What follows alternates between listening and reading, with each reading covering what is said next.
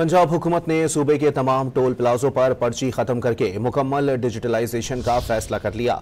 38 electronic toll प्लाजों पर motorway की तर्ज प्रोन ऐप वन सिस्टम राइज होगा।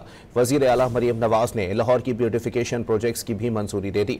वजीर आला पंजाब मरियम नवाज की जेर सदारत इजलास में सूबे भर में CNW और LDA प्रोजेक्ट्स पर पेशरफ्त का जायजा लिया गया। इजलास में 5 बड़ी रोड्स तामीर मरम्मत और बहाली के लिए पब्लिक प्राइवेट इश्तराक कार की मंजूरी दी गई। प्राइवेट इदारे सड़कों की तामीर मरम्मत और बहाली के जिम्मेदार होंगे। वजीर आला मरियम नवाज ने नई बनने वाली तमाम रोड्स पर सोलर स्ट्रीट लाइट्स लगाने का हुक्म दे दिया।